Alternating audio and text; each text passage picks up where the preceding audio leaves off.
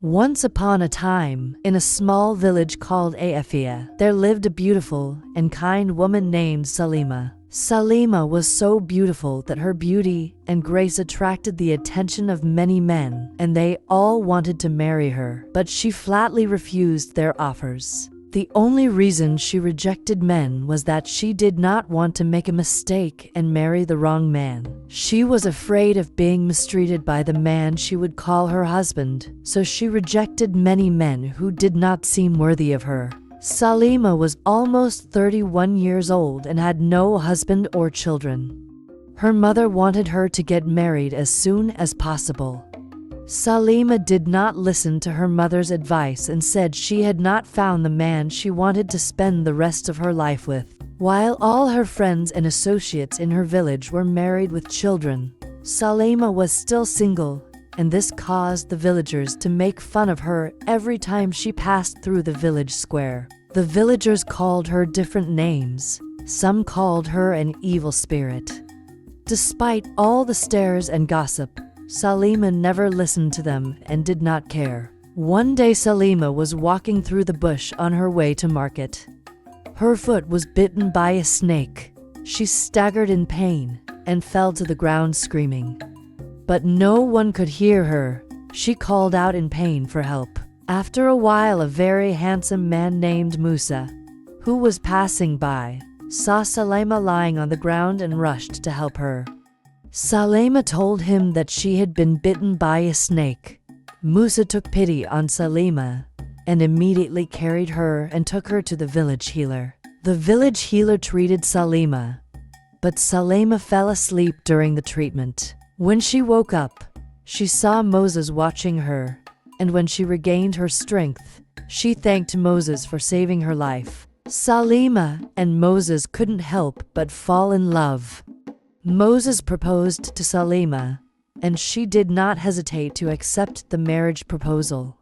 Salima was very happy to marry Moses. Salima moved into Musa's house, and they began to live as husband and wife. They lived in peace until the day Moses' mother Fatima visited them. Moses' mother was known for her troublesome and arrogant lifestyle, and everyone did their best to stay out of her trouble.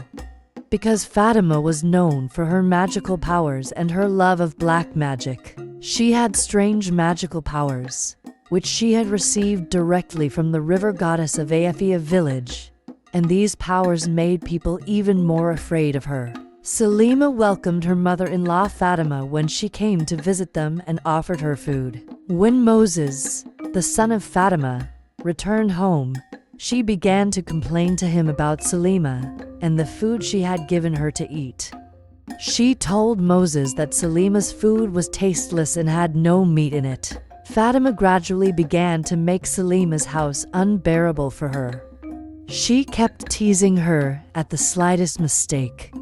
She always found fault with Salima and made her life difficult. Salima, being a good and kind woman, continued to do her best to please and satisfy her mother-in-law. She washed all her clothes, prepared a 6-course meal for her every day, and cleaned the house, even though her mother-in-law was rude to her. After a while, Salima couldn't take it anymore and told Moses everything that had happened. Moses was very upset and tried to talk to his mother about the stress she was causing his wife.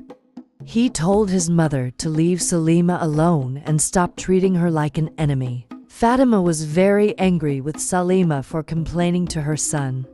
She decided to cast a spell while Moses slept.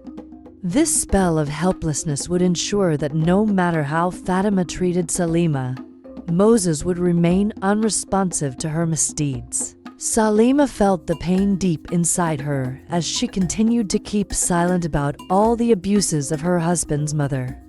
However, Salima could never understand the reason for her husband's mistreatment, as she never knew the spell he had cast on her. One day Salima realized she was pregnant with her first child. She was happy that she would soon become a mother. She told her husband the good news and begged him never to let her mother Fatima find out. As the weeks passed, Salima realized that she was getting weaker and decided to leave her home. She told her husband that she would go to her mother's house and stay there until she gave birth. Little did they know that Fatima was standing behind a door listening to their conversation. Fatima sneaked into her room and added a strange substance to Salima's food. After eating the food, Salima became dizzy and could not leave her husband's house. She fell into a deep sleep for hours, and when she woke up, it was very late at night. Fatima was afraid of Salima's courage. She cast a second spell on her son, so that he would do as she said. He would not pay attention to his wife. He would not support her financially or emotionally. Her aim was to prove her superiority over Salima. Salima fought alone for herself and her unborn child. She survived by making handicrafts. She saved money to buy food and pay for her baby. Fatima was amazed at how Salima was able to survive without the help of her husband. Fatima decided to cast another spell. This time she cast a spell on Salima's pregnancy. This spell was to prevent Salima's pregnancy from being finalized. Because of this, the baby was never born. Moreover, Fatima was determined to find another woman for her son to marry. Salima was removed from her home even though she was pregnant. When Salima returned to her mother's house, she told her mother, burning inside and out, about all that had happened. Her mother was deeply saddened to hear about her daughter's hardships with her mother-in-law. Salima suddenly fell ill in the 18th month of her pregnancy. Her mother was overwhelmed with the fear of losing her daughter and granddaughter. Acting immediately, she took her daughter to a temple and had her examined by a healer. The healer explained that they were under a dark spell.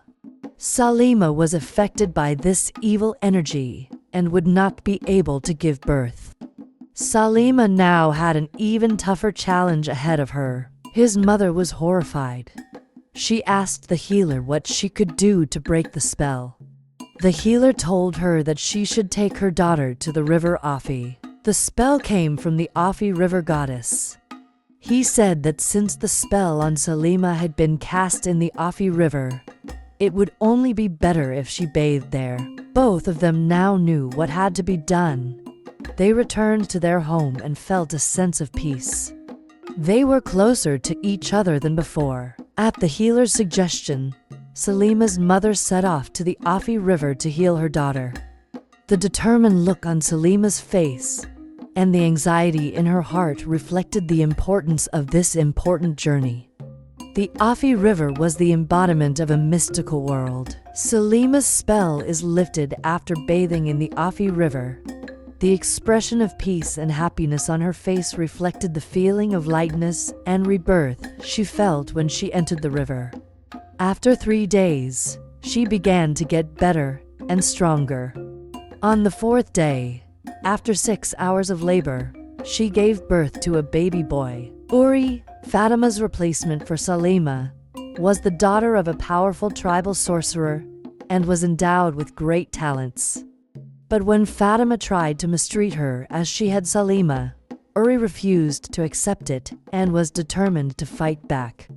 Fatima, unaware of the magical powers Uri had inherited from her father, tried to use magic against her, but failed. So Fatima decided to poison Uri with a night meal.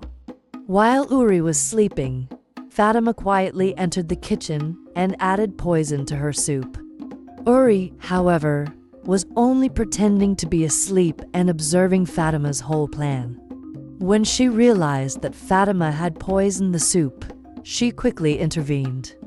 After Fatima left, she took the poisoned soup and replaced it with Fatima's pot. The next morning, Fatima woke up happily and went to her room, expecting to hear some sad news soon. Not knowing that the food she was eating was the food she had poisoned, she ate from the pot of soup in her room, lay down on the edge of the table, and never woke up. As she breathed her last breath, she realized that the poison Say had added to the pot of soup had killed her. But it was too late. Uri was happy that the evil woman was finally dead. Immediately after Fatima's death, the spell she had cast on her son disappeared. Moses' eyes began to search for his wife Salima. Uri told him that his real wife had been sent back by his mother. She told him how his mother had lied to him about Salima and made him believe that Salima was a witch. After this, Moses said that he had decided to look for Salima and remarry her, and he left, never to return. With Fatima's death, a look of determination and hope appears on Moses' face. With the spell over, Moses set out, determined to find his real wife, Salima. When Moses went to Salima's house, he saw that she had given birth, and his face lit up with an expression of sincere joy. He asked Salima to forgive him.